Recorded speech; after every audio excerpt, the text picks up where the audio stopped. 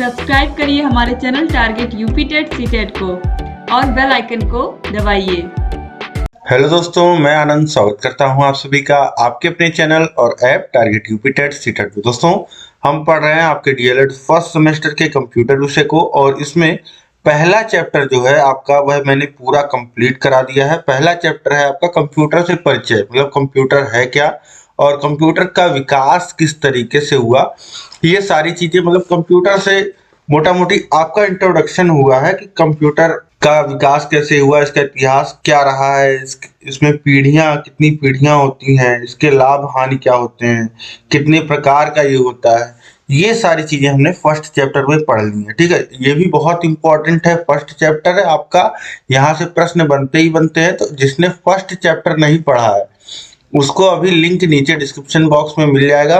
Computer के सामने के लिंक को क्लिक करोगे आप तो सभी कंप्यूटर की वीडियोस आपको देखने को मिल जाएंगी। तो जरूर फर्स्ट चैप्टर आप पढ़ लीजिए, वहां से आपको आइडिया लग जाएगा। इसके बाद यहाँ से आपका मेन पार्ट शुरू होता है कंप्यूटर विषय का।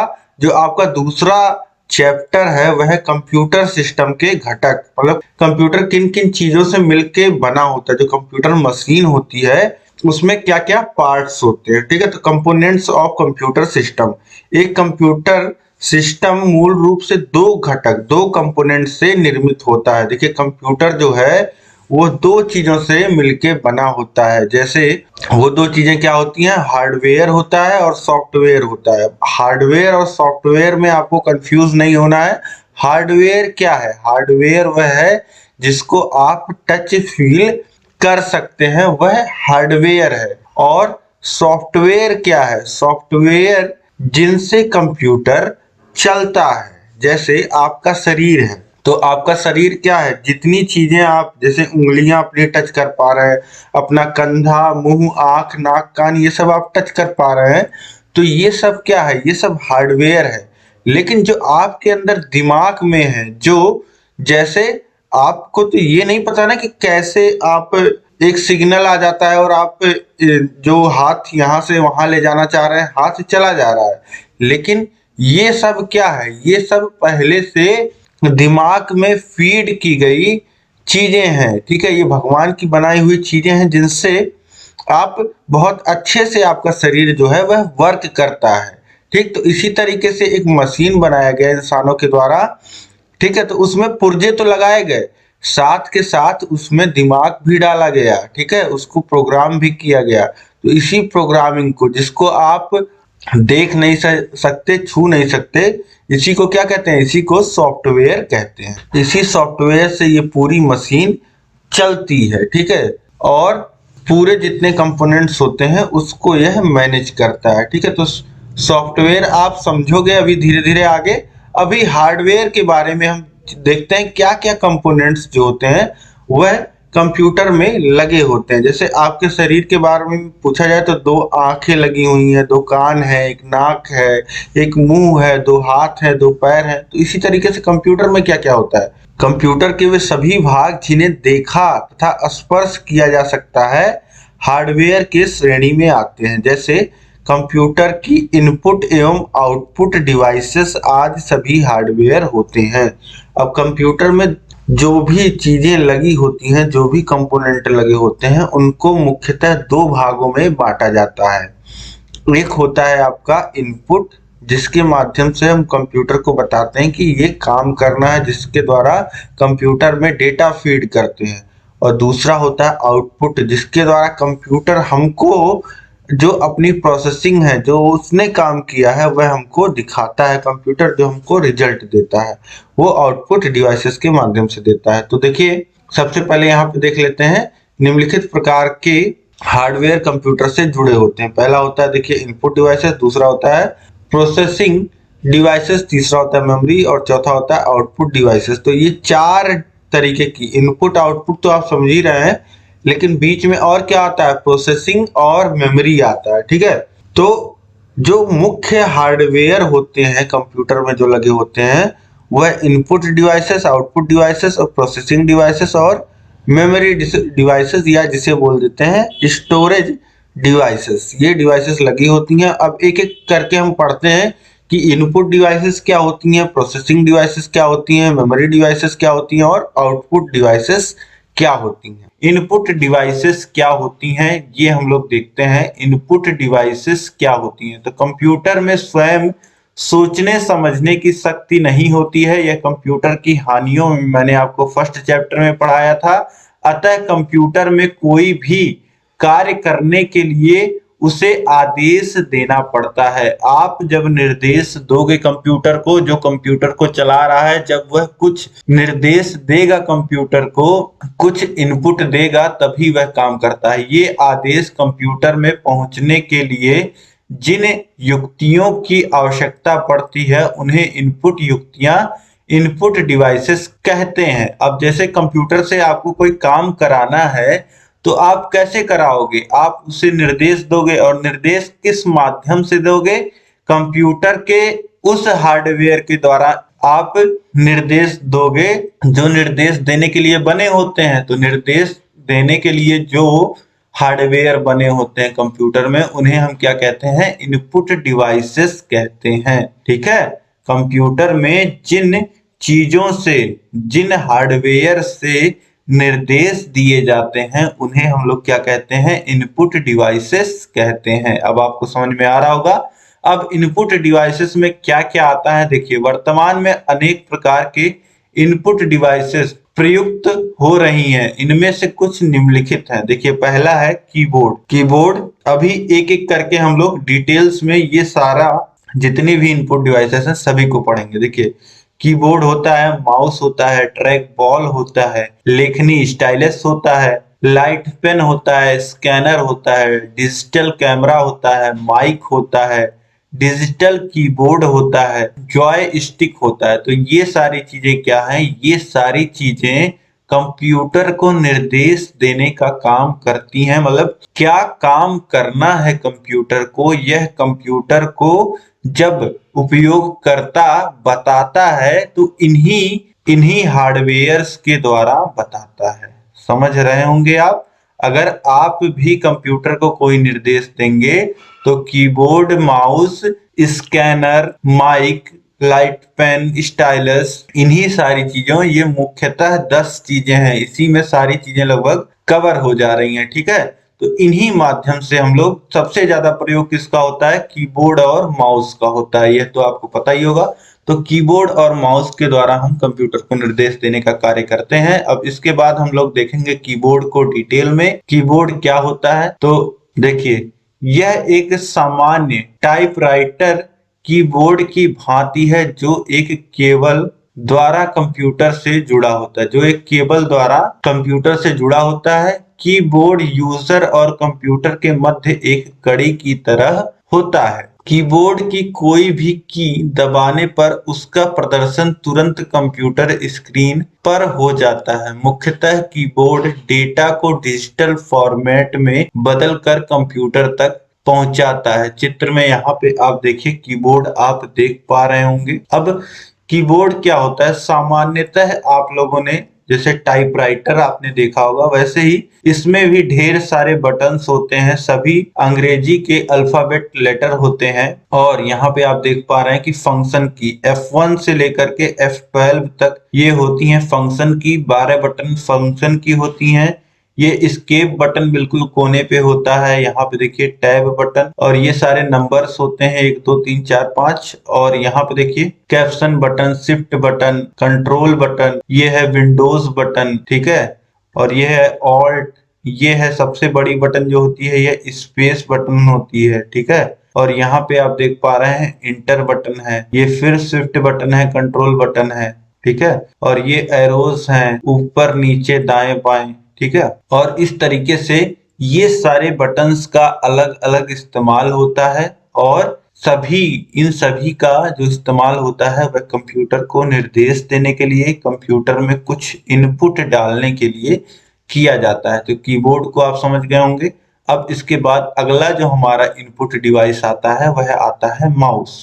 ठीक है, तो माउस क्या होता है, माउस देखिए यह प्लास्टिक का चूहे सा दिखने वाला पॉइंटिंग डिवाइस है। इसके निचले भाग में बॉल लगी होती है जिससे एक समतल पर घुमाया जा सकता है। इसकी सहायता से यूजर कंप्यूटर स्क्रीन पर स्थित किसी भी मेन्यू को पॉइंट कर सकता है। यह निर्देश माउस पर बने 2 या 3 बटनों के द्वारा दिया जाता है। इन बटनों द्वारा click, double click, right click तथा ड्रैगिंग आदि का कार्य लिया जाता है। चित्र में यहाँ पे आप देखिए माउस है। अब यहाँ पे ये जो है यह आपको तार दिख रहा है, यह कंप्यूटर से कनेक्ट होता है। ठीक, अब इसमें क्या होता है, यहाँ ऊपर हाथ रखा जाता है और ये 2 बटन आपको दिख रही हैं, ये 2, एक ये बटन, एक ये बटन। ठीक है, ये लेफ्ट क्लिक, राइट क्लिक। ठीक है, और ये स्क्रॉल करने के लिए, पेज को ऊपर नीचे करने के लिए। ठीक है,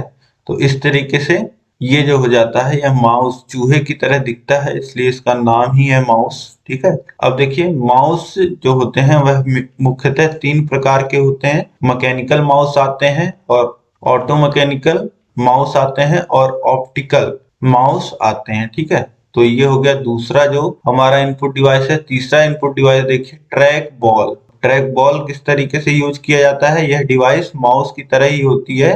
अंतर केवल इतना है कि जो बॉल माउस के नीचे होता है ट्रैक बॉल में, वह ऊपर लगी होती है। ट्रैक बॉल अंगूठे या उंगली की सहायता से घुमाया जाता है जिससे कर्सर की दिशा को तय किया जा सके। अब देखिए कंप्यूटर में स्क्रीन पे आप देखोगे तो इस तरीके से एक कर्सर दिया रहता है। इस तरीके से एक स्क्रीन पे कर्सर रहता है जिसे हम लोग पॉइंटर भी बोलते हैं। ठीक है, अब इसी पॉइंटर की बात हो रही है। इसी जब माउस हम लोग हिलाते हैं तो यह पॉइंटर जो है वह एक जगह से दूसरी जगह जाता है। ठीक, यही पॉइंटर जो है वह एक जगह से दूसरी जगह जाता है और जहां पे इस्तेमाल करना रहता है, जहां पे हमें कोई प्रक्रिया परफॉर्म करनी रहती है, वहां पे इसी माउस के माध्यम से लेफ्ट और राइट क्लिक करके वह चीज एक्सेस की जाती है, वह काम किया जाता है। ठीक है, तो अब यही पॉइंटर को इधर से उधर करने के लिए, जैसे ये देखिए मैं पॉइंटर इधर से उधर कर रहा हूँ, ये एक पॉइंटर की तरह है। ठीक है,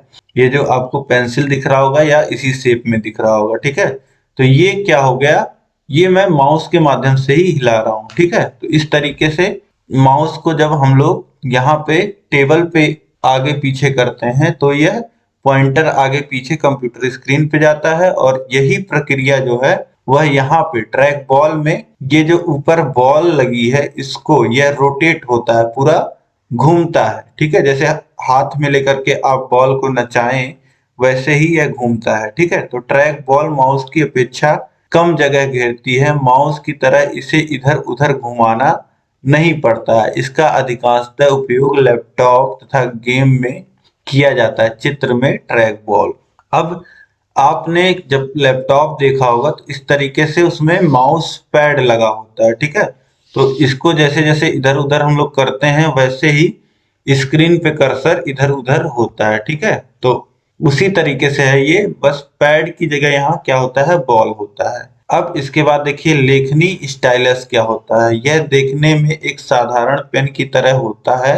इसका उपयोग टच स्क्रीन उपकरणों जैसे कंप्यूटर की स्क्रीन, मोबाइल उपकरण या ग्राफिक्स टैबलेट आदि का इनपुट अर्थात लिखने, डिजाइनिंग इत्यादि कार्यों में किया जाता है। अब देखिए जैसे आपका मोबाइल है, मोबाइल आजकल सारे ही लगभग टच स्क्रीन है, तो आप क्या करते हो कि उंगली से टच करते हो। अब यही मान लेते हैं कि टच स्क्रीन जो पहले मोबाइल्स में आपने देखा होगा कि टच करने के लिए इस तरीके के पेन टाइप के आते थे, तो ये वही है, स्टाइलस वही है।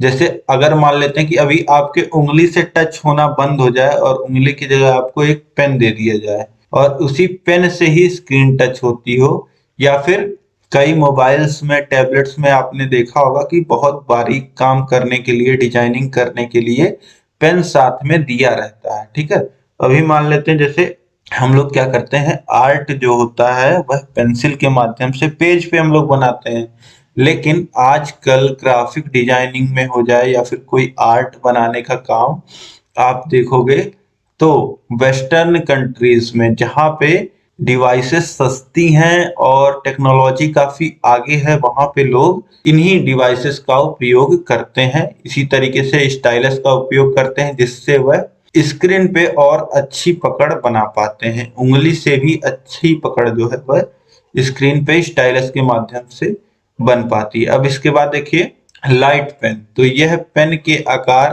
का प्रकाश संवेदी पॉइंटिंग डिवाइस है जिसके पीछे एक केबल लगी होती है। यह उसको स्क्रीन के ऊपर चलाया जाता है तो केबल की मदद से कंप्यूटर प्रकाश की तीव्रता को महसूस कर रेखाएं बनाती है। तो ये भी एक तरीके से स्टाइलस का ही रूप है, लेकिन यह और पुराना है। ठीक है, यह केबल के माध्यम से कंप्यूटर से जुड़ जाता है और इसको जब पॉइंटर जहां पे किया जाता है वहां पे फंक्शन होता है। ठीक है, तो ये हो गया लाइट पेन। इसके बाद देखिए स्कैनर। तो स्कैनर आप सभी ने देखा होगा, जैसे आप कोई फोटोकॉपी कराने जाते हो, जीरोक्स कराने जाते हो आप, तो क्या होता है, आप यह डिवाइस देखते हो। यह डिवाइस सीधे कंप्यूटर को सूचनाएं प्रेषित करती हैं। इसकी सहायता से किसी भी रेखा चित्र, आकृति, फोटो आदि को कंप्यूटर में उसके मूल रूप में प्रेषित किया जा सकता है। इसमें कीबोर्ड या माउस की तरह सूचना को टाइप करने या क्लिक करने की आवश्यकता नहीं पड़ती। फलस्वरूप गति व शुद्धता एक्यूरेसी बनी रहती है। चित्र में यहाँ पे स्कैनर आप देख पा रहे हैं।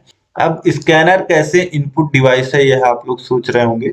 अब कोई भी आपका डॉक्यूमेंट है या कोई फोटो है, ठीक है, कोई फोटो है, तो इसको क्या करते हैं, आप यहाँ पे रख देते हैं, या कोई डॉक्यूमेंट है तो यहाँ पे रख देते हैं, और यह जैसा आपका डॉक्यूमेंट है, ठीक है, वैसा ही यह कंप्यूटर में डॉक्यूमेंट बना देता है। ठीक है, तो एक तरीके से यह क्या काम किया कि कंप्यूटर को सूचना देना, कंप्यूटर को निर्देश देने का ही काम हुआ।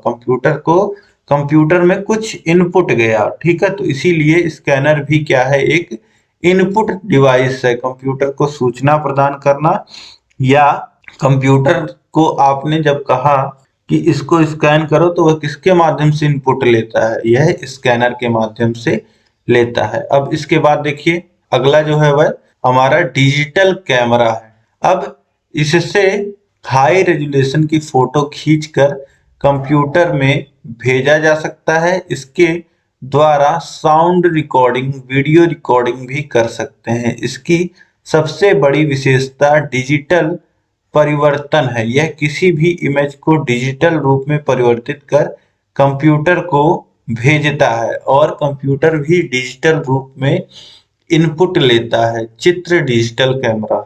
अब यहाँ पे देखिए आप, यहाँ पे डिजिटल कैमरा क्यों कहा गया, क्योंकि यह डिजिटल रूप में ही, जैसे कंप्यूटर के में मेमोरी होती है वैसे इसमें भी मेमोरी होती है, और यह ऐसे ही तस्वीरों को स्टोर करता है। पहले के कैमरा क्या होते थे, पहले के कैमरा में आपको पता है कि रील होती थी। ठीक है, जो इस तरीके से, जैसे आपने सिलाई वाले धागे की रील आपने देखी होगी, वैसे क्या होता था, रील होता था, या कोडेक की रील्स आती थी, आपने देखा होगा। पुराने जो कैमरास होते थे उसमें रील्स का प्रयोग होता था। ठीक है, जिसमें चिप नहीं लगता था, उसमें रील लगती थी, अलग से खरीद के रील लगानी पड़ती थी, और उसमें जैसे आजकल मेमोरी भर जाती है, उसमें निश्चित ही होता था कि इतना फोटो आप ले सकते हो और इतनी वीडियो रिकॉर्डिंग कर सकते हो, वह भर जाता था। ठीक है, तो इस तरीके से डिजिटल कैमरा भी कंप्यूटर के लिए क्या है, ये इनपुट डिवाइस है। अब इसके बाद देखिए माइक। अब माइक क्या है,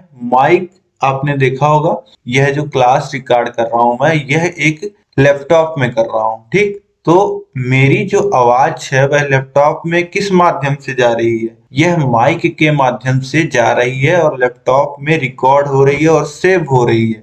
तो लैपटॉप, कंप्यूटर कुछ ले रहा है, किस माध्यम से ले रहा है, माइक के माध्यम से ले रहा है। तो माइक क्या हो गया, एक इनपुट डिवाइस हो गया। तो माइक वह उपकरण है जो ध्वनि को विद्युतीय संकेत में परिवर्तित कर मानव भाषा, आवाज एवं शब्दों के एक स्थान से दूसरे स्थान पर स्थानांतरित, रिकॉर्ड एवं संचय कर सकता है। इसका प्रयोग telephone, mobile, tape recorder, radio, television तथा कंप्यूटर्स में आवाज रिकॉर्ड में किया जाता है। ठीक है, तो दोस्तों आप माइक समझ गए होंगे। अब इसके बाद देखिए नौवा जो आपका इनपुट डिवाइस है वह है डिजिटल बोर्ड। अब यह जैसे आपने देखा होगा, एक तो ब्लैक बोर्ड आपने क्लास में देखा होगा, दूसरा व्हाइट बोर्ड देखा होगा। लेकिन इसी व्हाइट बोर्ड को अगर हम पूरा स्क्रीन बना दें, जैसे आपकी टीवी की स्क्रीन होती है, और इसको पूरा टच स्क्रीन बना दें और इस पे जो भी टीचर लिखे वह सेव होने लगे, तो ये क्या बन जाएगा, डिजिटल बोर्ड। तो डिजिटल बोर्ड एक प्रकार का सफेद पटल इंटरेक्टिव स्मार्ट व्हाइट बोर्ड होता है, जिसके द्वारा कक्षा में अवधारणाओं को स्पष्ट करने तथा अनुदेशन देने में प्रयोग किया जाता है। अब जैसे आपको मैं यह लिख के बता रहा हूं व्हाइट बोर्ड, ठीक, स्मार्ट बोर्ड, ऐसे ही अभी मैं आपको क्या होता कि यहाँ पे पैनल लगा हुआ है और यहाँ पे खड़ा होके मैं पढ़ा रहा होता, ठीक, और यहाँ पे जो मैं अभी ये सारी चीजें लिख रहा हूँ ये यहाँ पे लिखी रहती, ठीक है, इस तरीके से। और ये सारी चीजें जा करके इस बोर्ड में, बोर्ड से जुड़ा हुआ जो कंप्यूटर रहता है या इस बोर्ड के मेमोरी में सारी चीजें सेव होती, और जब चाहे हम कंप्यूटर में भी ये सारी चीजें ले सकते थे। ठीक है, तो ये भी क्या होता है, इनपुट के रूप में काम करता है, इनपुट डिवाइस के रूप में। तो इस तरीके से डिजिटल बोर्ड भी हमारा हो गया इनपुट डिवाइस। इसके बाद देखिए जॉय स्टिक, तो यह भी एक पॉइंटर डिवाइस है जो माउस की तरह ही है। इससे कंप्यूटर स्क्रीन पर कर्सर या किसी आकृति को आगे पीछे घुमाया जा सकता है। इसका ऊपरी भाग एक हैंडल के समान होता है, जिसे उसके ऊपर नीचे लगे सॉकेट में घुमाया जा सकता है। इसके हैंडल के पास ही एक ट्रिगर बटन होता है। इसका उपयोग अधिकांशतः वीडियो गेम खेलने में किया जाता है। अब देखिए आप सभी ने एक रेसिंग रिमोट वाली कार आपने देखी होगी। रिमोट वाली कार में इस तरीके से एक हैंडल लगा होता है और आगे पीछे होता है, ठीक है। तो उसी तरीके से गेमिंग को अगर हम लोग गेम वही रेसिंग कार अगर मान लेते हैं कंप्यूटर में खेल रहे हैं, तो ये सारे काम करने के लिए जॉय स्टिक प्रयोग में ली जाती थी, ठीक है। तो इस तरीके से ये सारे आपके 10 इनपुट डिवाइसेस हो गए। इनपुट डिवाइसेस मैंने आपको बताया कि कंप्यूटर को, अगर जो कंप्यूटर को इस्तेमाल कर रहा है उसको निर्देश देने के लिए ये जो होती हैं इनपुट डिवाइसेस काम में ली जाती हैं, ठीक है। तो हार्डवेयर में पहला आपका क्या हो गया, इनपुट डिवाइसेस आपने पढ़ लिया, ठीक है। अब बचते हैं 3, प्रोसेसिंग डिवाइसेस, मेमोरी डिवाइसेस, ठीक है। तो दूसरा हम लोग देखते हैं प्रोसेसिंग डिवाइसेस क्या होता है हार्डवेयर में, ठीक है। अभी सॉफ्टवेयर तो इन चारों को पढ़ने के बाद आएगा। अब देखिए यहाँ पे पढ़ना है आपको प्रोसेसिंग डिवाइसेस। अब देखिए आपको पता है कि कंप्यूटर में हम लोग क्या करते हैं, इनपुट देते हैं और कंप्यूटर उसको क्या करता है, कंप्यूटर उसको करता है प्रोसेस, ठीक है, प्रोसेस करता है और आउटपुट देता है, ठीक। ये मोटा मोटी चीज कंप्यूटर में होती है, आप लोग समझते हैं। तो इनपुट डिवाइसेस आपने पढ़ लिया, इनपुट आपने दे दिया, फिर इनपुट के बाद जो प्रक्रिया होती है वह होता है प्रोसेस। और यह प्रोसेसिंग का जो काम होता है यह प्रोसेसिंग डिवाइसेस में होता है। और हार्डवेयर में हम लोग पढ़ रहे हैं उन्हीं डिवाइसेस को, उन्हीं कंपोनेंट्स को, उन्हीं पार्ट्स को जहां पे ये सारी चीजें होती हैं, कंप्यूटर के सभी पार्ट्स को हम पढ़ रहे हैं। अब प्रोसेसिंग डिवाइसेस कौन कौन सी होती हैं जहां पे यह प्रोसेस होता है, यह आपको देखना है। देखिए प्रोसेसिंग में होता है सीपीयू, माइक्रो प्रोसेसर की अवधारणा एवं अवलोकन, overview and concept of CPU, या जिसे हम लोग कहते हैं माइक्रो प्रोसेसर। अब सीपीयू आपने कंप्यूटर में इस तरीके से, कंप्यूटर मॉनिटर के बगल इस तरीके से रखा हुआ देखा होगा, इस तरीके से डिब्बे के आकार का। तो ये क्या होता है, ये होता है सीपीयू, ठीक, जो कंप्यूटर से जुड़ा रहता है। अब इसी सीपीयू में सारी चीजें होती हैं, कंट्रोल यूनिट होता है, अर्थमेटिक एंड लॉजिकल यूनिट होता है और मेमोरी होती है। तो देखिए सीपीयू कंप्यूटर का मस्तिष्क कहलाता है। सीपीयू का पूरा नाम सेंट्रल प्रोसेसिंग यूनिट होता है। अब आप अपने शरीर को समझिए, तो शरीर में क्या होता है, शरीर में जो दिमाग होता है इस मस्तिष्क में होता है, ऊपर सिर में। इसी तरीके से जो कंप्यूटर का दिमाग होता है वह किसमें होता है, सीपीयू में होता है, माइक्रो प्रोसेसर में होता है। तो देखिए, जिस प्रकार मनुष्य के शरीर के अन्य भाग मस्तिष्क के निर्देश लेकर ही कार्य करते हैं, उसी प्रकार कंप्यूटर के सभी अंग इनपुट, आउटपुट तथा मेमोरी आदि सीपीयू से ही निर्देश ग्रहण करते हैं। ठीक है, तो अब प्रोसेसिंग यूनिट्स में देखिए, आप पढ़ रहे हैं सीपीयू को। अब सीपीयू में क्या होते हैं, तीन भाग होते हैं। सीपीयू के तीन भाग होते हैं। सीपीयू में होता है कंट्रोल यूनिट, सीयू से जिसे हम लोग लिखते हैं, और अर्थमेटिक व लॉजिकल यूनिट होता है जिसे एएलयू हम लोग लिखते हैं, और तीसरा होता है memory unit, internal registers, memory unit या आईआर जिसे हम लोग बोलते हैं। ठीक है, अब देखिए, ये हो गया इनपुट, और यहाँ आया हमारा सीपीयू, यहाँ आया आउटपुट। ठीक है, जहाँ पे प्रोसेस होता है सारा, वह हो गया क्या, सीपीयू। सीपीयू इस हार्डवेयर को हम लोग बोलते हैं। अब इस सीपीयू के अंदर क्या होता है, देखिए, एएलयू होता है अर्थमेटिक लॉजिकल यूनिट, और सीयू कंट्रोल यूनिट होता है, और एमयू मेमोरी यूनिट होता है। अब मैं आपको एक एक चीजें एक्सप्लेन करता हूं। देखिए, कंट्रोल यूनिट में क्या होता है, कंट्रोल यूनिट में कंप्यूटर के विभिन्न कंपोनेंट का प्रबंधन करती है। यह प्रोग्राम निर्देशों को पढ़ना और डिकोड करता है, उन्हें कंट्रोल सिग्नल में बदल देता है, जो कंप्यूटर के अन्य भागों को सक्रिय करते हैं। अब एएलयू का काम, सॉरी सीयू का, अब यहाँ पे आप देखिए, सीयू कंट्रोल यूनिट का काम क्या होता है, कंट्रोल यूनिट का काम क्या होता है, इसका काम होता है मैनेजमेंट का।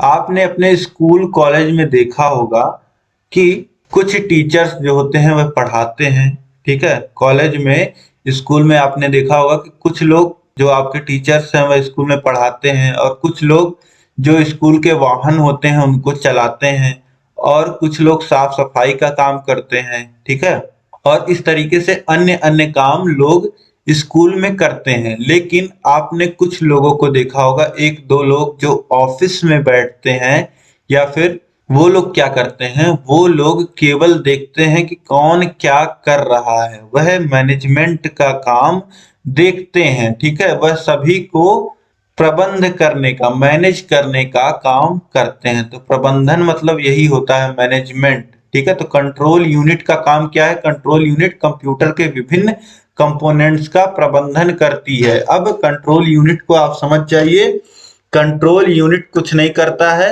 वह यह ऑब्जर्व करता है, यह काम करता है कि कंप्यूटर में कौन सा पार्ट, कौन सा भाग क्या काम करेगा, और कंप्यूटर में इस समय क्या काम होगा, क्या प्रोसेस चलेगा, ये सारी चीजें क्या कौन देखता है, ये सारी चीजें देखता है कंट्रोल यूनिट, सीयू।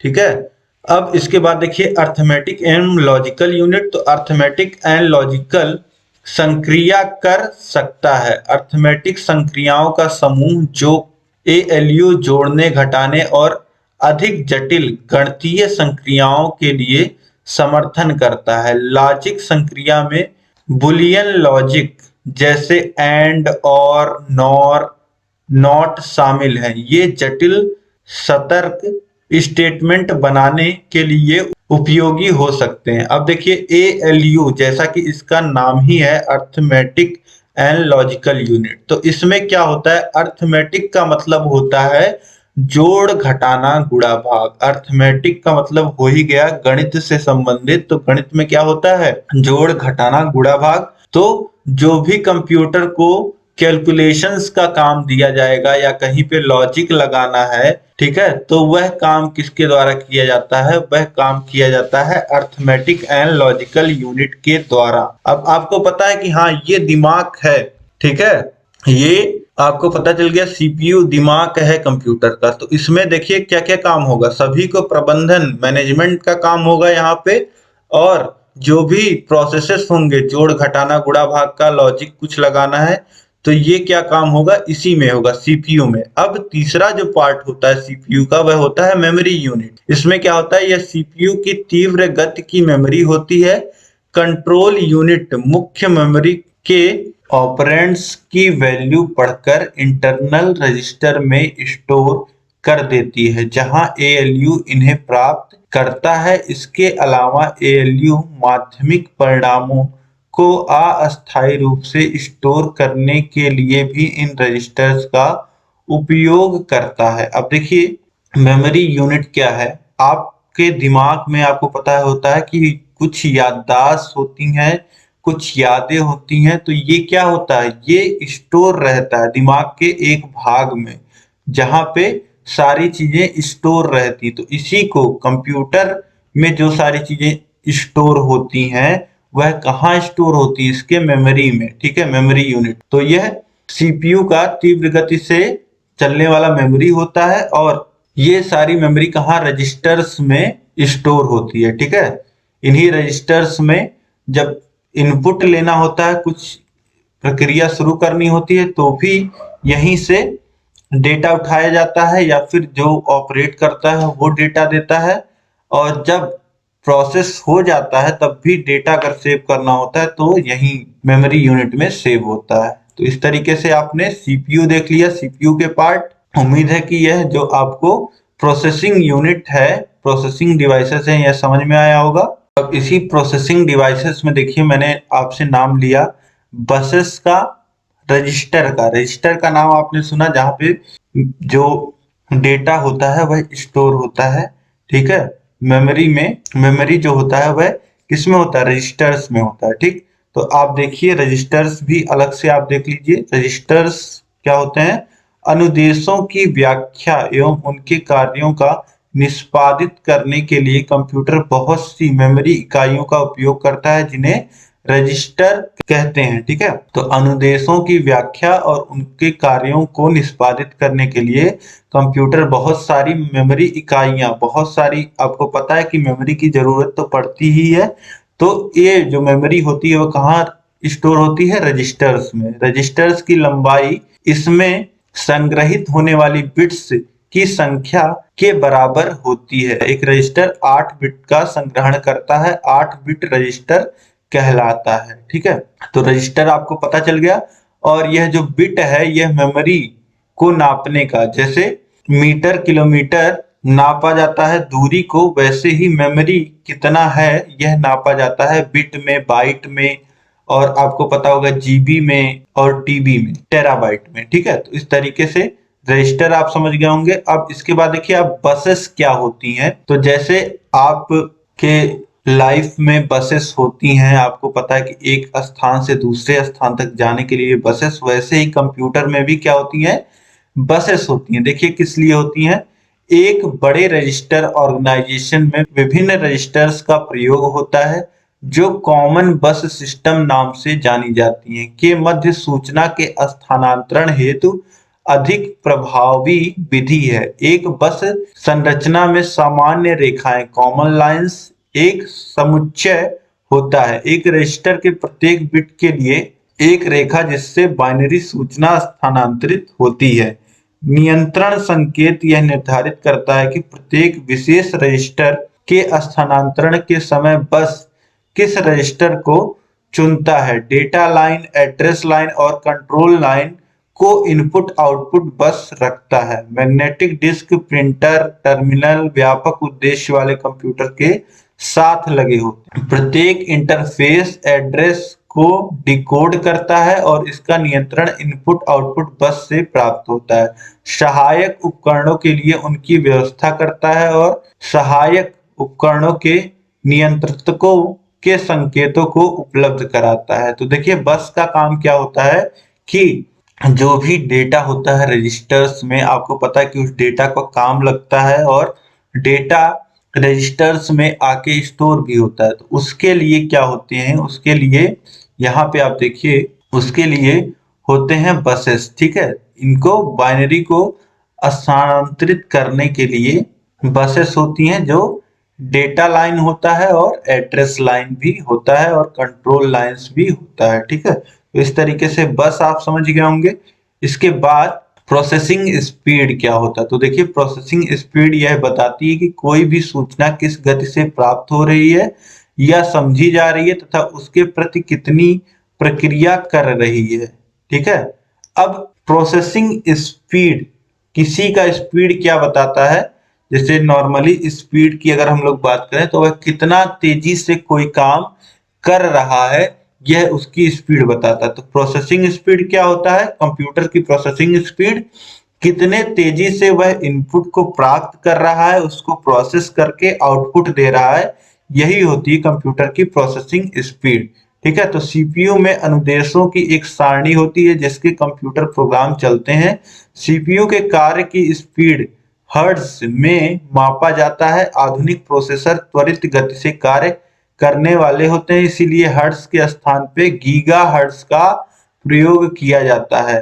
1 गीगाहर्ट्ज 1 अरब साइकिल प्रति सेकंड के बारे में होता है। आपको पता है कि आपने देखा होगा कि आपके मोबाइल में भी या जो भी प्रोसेसर आपने कंप्यूटर्स में भी देखे होंगे वह क्या होते हैं, जैसे 1.2 गीगाहर्ट्ज, 2.2 गीगाहर्ट्ज, इस तरीके से इनकी स्पीड दर्शाई गई होती है। ठीक है, तो इस तरीके से यहाँ पे आपने जो प्रोसेसिंग डिवाइसेस होती हैं उनके बारे में पढ़ा। आपने इनपुट डिवाइसेस के बारे में पढ़ा और प्रोसेसिंग डिवाइसेस के बारे में पढ़ लिया हार्डवेयर में। ठीक है, तो हार्डवेयर में इनपुट डिवाइसेस जिनसे आप इंटरेक्ट करते हो वो इनपुट डिवाइसेस, और प्रोसेसिंग डिवाइसेस जब आप इनपुट दे देते हो तो जो डिवाइसेस जिनका प्रयोग कंप्यूटर करता है प्रोसेस करने के लिए वो क्या हो गई? Processing devices. तो हार्डवेयर में ये दो चीजें आपने पढ़ लिया। अब दो चीजें बचती हैं, मेमोरी डिवाइसेस और उसके बाद मेमोरी में अभी और आप पढ़ोगे। ठीक है, मेमोरी डिवाइसेस और आउटपुट डिवाइसेस, तो ये हम पढ़ेंगे अगले क्लास में। इस क्लास में इतना ही रखते हैं। उम्मीद है कि ये जो स्टार्टिंग हुई आपकी सेकंड चैप्टर की कंप्यूटर सिस्टम की, यह आपको बहुत ही अच्छे ढंग से समझ में आ रहा होगा। अब उम्मीद है कि आपको समझ में आया होगा, तो आप इस वीडियो को लाइक कर दीजिए जिससे यह वीडियो और लोगों तक पहुंचे। आप कम से कम 5 मित्रों में इस वीडियो को शेयर करिए और ग्रुपों में शेयर करिए ताकि सभी लोग इसी तरीके से आसान भाषा में अपने कंप्यूटर विषय की तैयारी कर पाएं। और अभी तक अगर आपने चैनल को सब्सक्राइब नहीं किया है तो चैनल को सब्सक्राइब करके उसके बगल बेल आइकन होगा उस पर ऑल सेलेक्ट कर लीजिएगा ताकि सभी नोटिफिकेशंस आपको मिल पाए। और जैसा भी आपके जो भी सवाल और सुझाव होंगे, आपको क्लास कैसी लगी, ये सारी चीजें आप मुझे कमेंट करके जरूर बताइएगा, मुझे अच्छा लगेगा। और इसका पीडीएफ प्राप्त करने के लिए और हर एक चैप्टर का आपको टेस्ट प्राप्त करने के लिए हर एक विषय का पीडीएफ, क्लासेस और previous year question paper series का पीडीएफ और सभी क्लासेस को बिना प्रचार के देखने के लिए ये सारी सुविधाएं आपको पता है कहाँ पे मिलेंगी? हमारे ऐप पे मिलेंगी। नीचे डिस्क्रिप्शन में लिंक दिया गया है, यहाँ से आप ऐप को डाउनलोड कर सकते हैं और वहाँ ऐप में आप फर्स्ट सेमेस्टर का कोर्स आपको मिल जाएगा, उसमें एनरोल करके सभी सुविधाओं को प्राप्त कर सकते हैं। ठीक है, तो इस तरीके से आप पढ़ते रहिए, जुड़े रहिए चैनल से। इस क्लास में अंत तक बने रहने के लिए आप सभी लोग का बहुत बहुत धन्यवाद। जय हिंद।